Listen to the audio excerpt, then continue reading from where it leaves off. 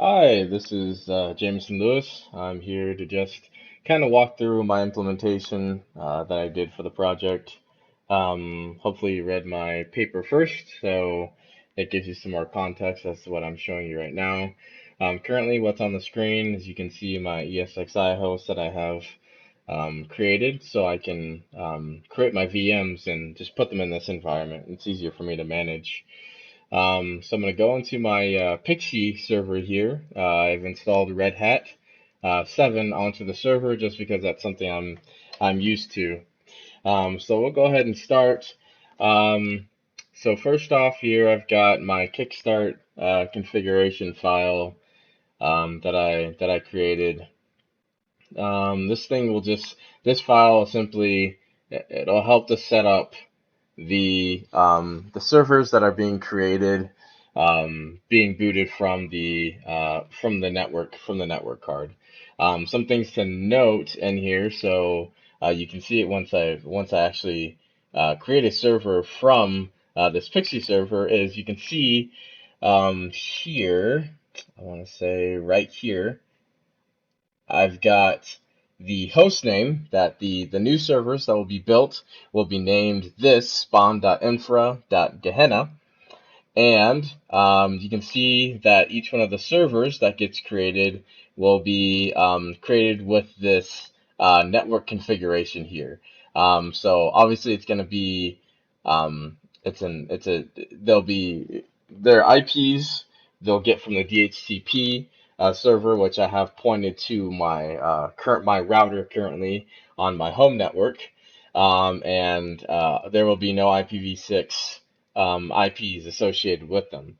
I've also inputted a hashed root password into this file as well, so all of the servers will have the start off with the same root password, which can be changed later on. But this will kind of help to create a cookie cutter approach to building servers from a secure operating system image and additional configurations made based off of business policy. So this here is my Kickstart file that'll be grabbed from the network so the server can build itself. Next, I'll show you I think this here, let's go right here. This is my DHCPD service configuration file. So you can see I'm not going to explain everything in this file, but you can see here this next server, I want to say token or line here, this points the server to the TFTP server, which is my PXE server. So it can grab the necessary binaries or I think it's called hold on one moment. So it can grab provide access or get access to the syslinux files from the RHEL 7 kernel, so it can actually boot itself from the TFTP server. Because initially, when the server is being built, it doesn't have an operating system on it. It needs a reference to something to be able to build itself, which that's why I created this TFTP server PXE host, so all the servers can build themselves from this server here.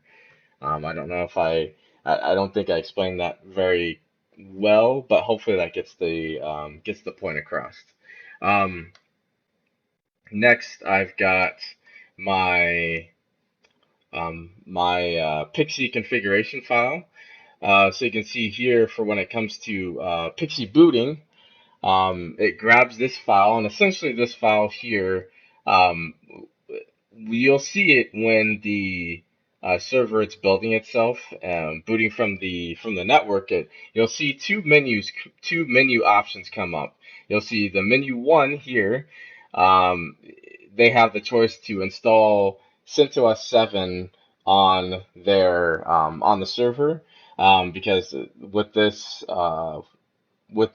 project, I decided to just go with CentOS 7. You can obviously expand on it by adding more binaries and getting more images, but just for this purpose, I have a CentOS image um, available on the TFTP server or the PXE server, so I can show you my implementation.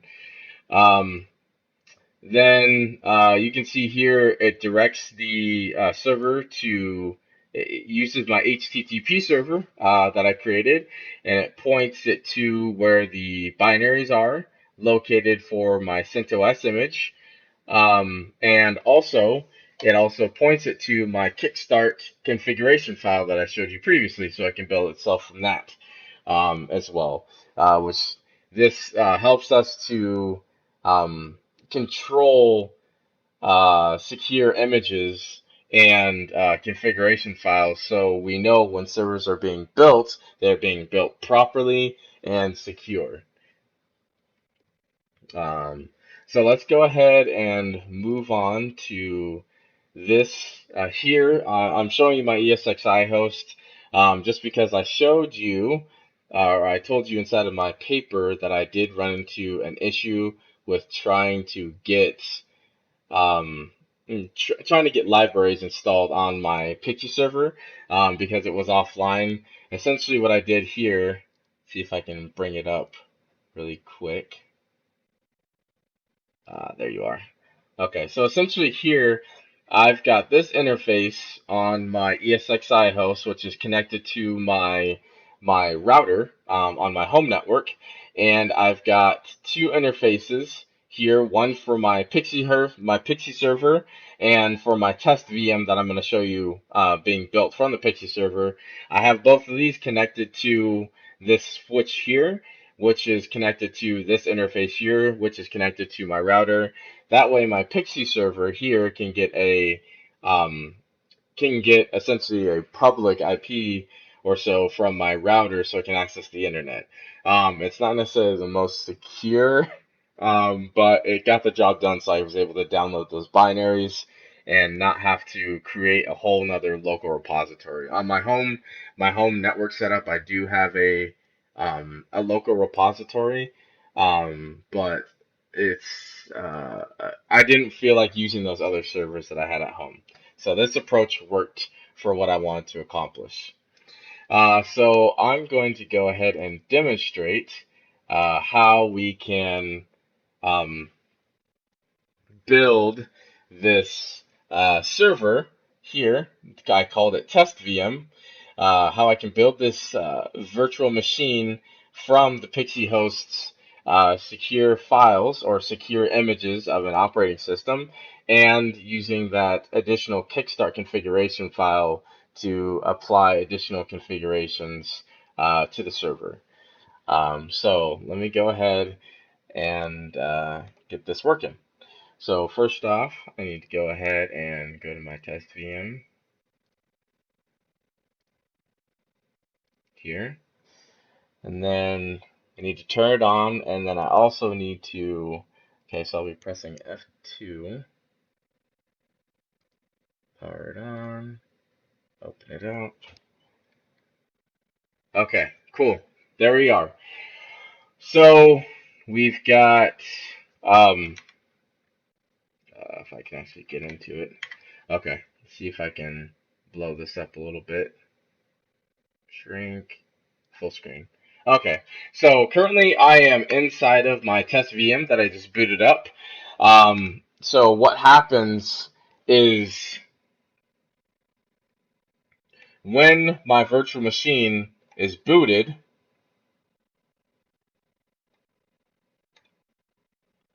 right? Um, it's it's It's booting from the network interface card, and it searches for for an available DHCP server.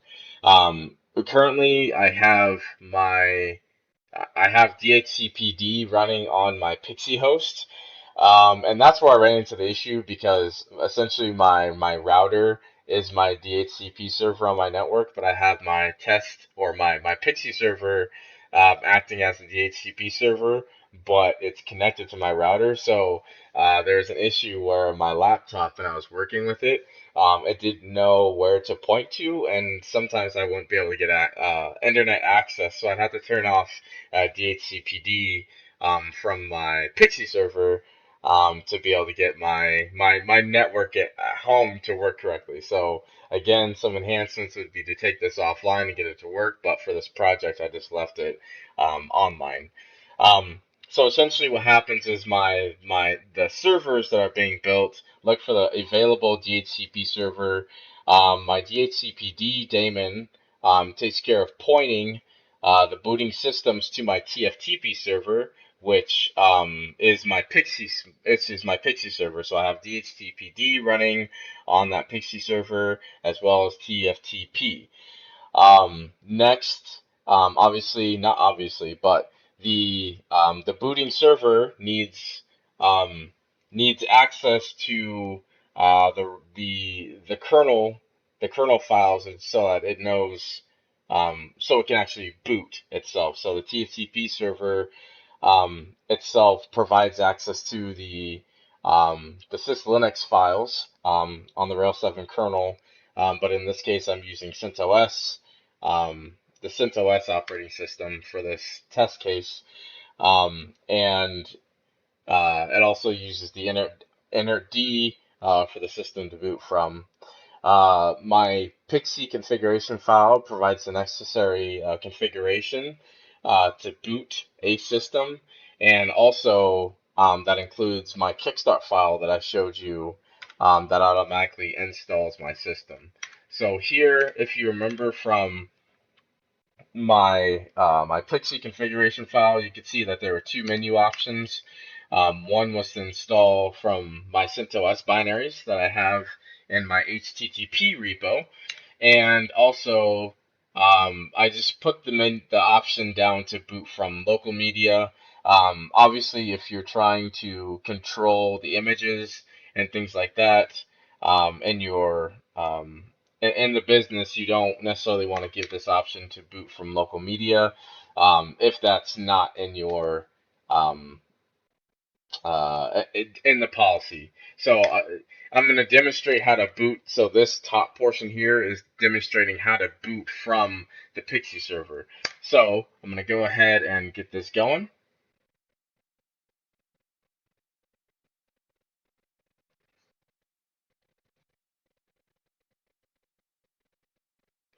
I'm probably going to edit this portion out just because it can take a while to um, install, just because it is installing um, the operating system. We'll see if it works faster. So you can see it's successfully grabbing the files from my TFTP server. Okay, this is just the CentOS operating system booting itself or installing. Hopefully my screen's not cut off too much, um, just because I'm using a recording system that I'm not too familiar with. Okay, and you can see this is my Kickstart configuration file running. I've got it set to mountain time zone.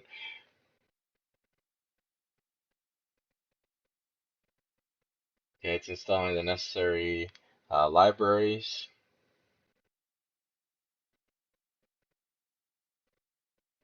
After this is complete, um, I'll show you the correlations between the Kickstart file and the server configurations, just so you can see, like such as the host name that I indicated inside of the Kickstart or inside of the Kickstart configuration file, and you can see that that is indeed um, how the server built itself is from that Kickstart file. Um, Also, I'll show you, well, also the password wise, if you don't put the password into the configuration file, um, then you don't, there's, you've got to put the password in there just so you've got the initial root password, because in the installation during the installation of the operating system, it's a pop-up and it requires you to put that information in it. But we wanted to get this automated. Okay, it's doing the last setups right now.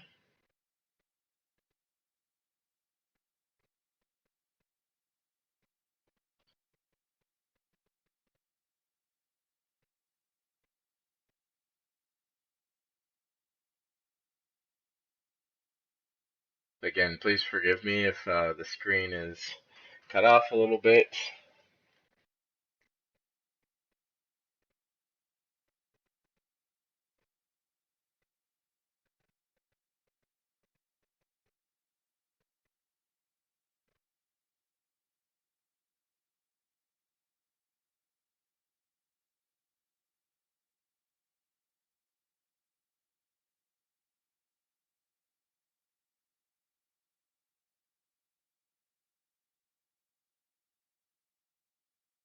Okay, it's still going.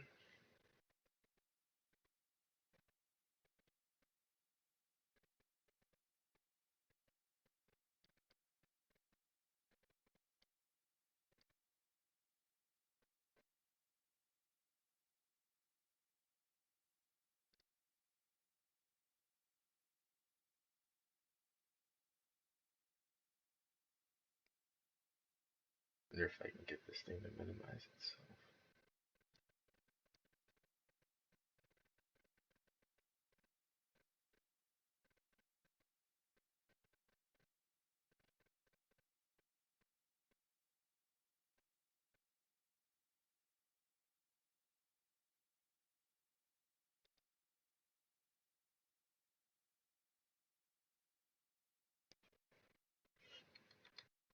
Ah, there it is. Okay. Now it's minimizing itself. Perfect.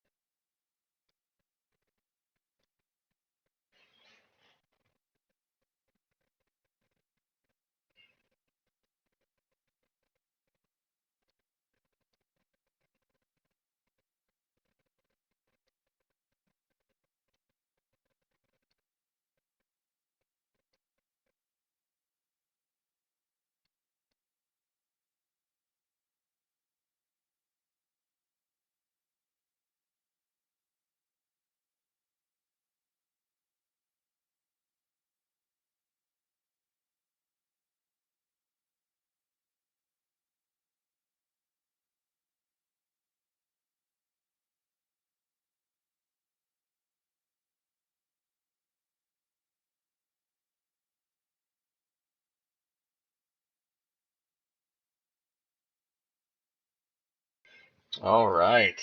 Looks like our installation is complete. Perfect. All right, so you can see we've got our CentOS installed on our VM now. So we've got our test VM here. So we've got CentOS installed on there now with our secure image and configuration specifications.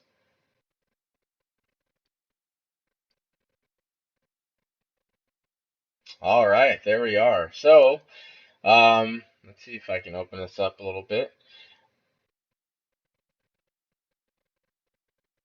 I should open it up in the console. I'm gonna open it up differently in a new tab. Perfect. Okay, here we are. So you can see inside of my configuration file, I said the name would need to be spawn.infra.gehenna, and I need to log in as well. So the nice thing is I have the root password in here. Obviously, I hashed it. So if anyone got a hold of this Kickstart file, um, it just adds another line of defense. So I've got root here, and I know the password because I'm the one who put it in there. Okay, and now you can see my virtual machine was created with the name spot.infra.gehenna. And also another thing to note is we've got my network. It's booting off of its DHCP, so it's pointed. I pointed it to my router so I can assign it a public IP. And here you can see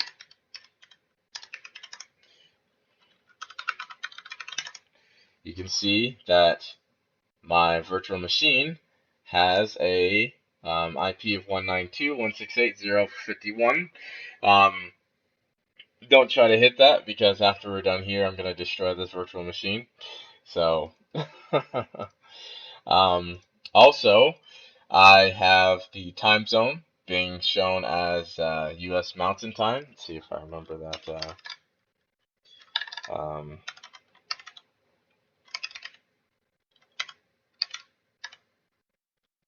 what is it? I can't remember that what that command is off the top of my head, um, but you can see the time here says 12:30:44 and 44 seconds, which is exactly what I've got um, on my desktop right now. It's kind of late at night, but I'm getting this done. Um, so you can see that the that my virtual machine was successfully built from my PXE server with the secure images and the kickstart file. This does help to control the way that servers are built and to ensure that they are built securely and to the specifications to the policies that have been written in the workplace. Thank you for your time.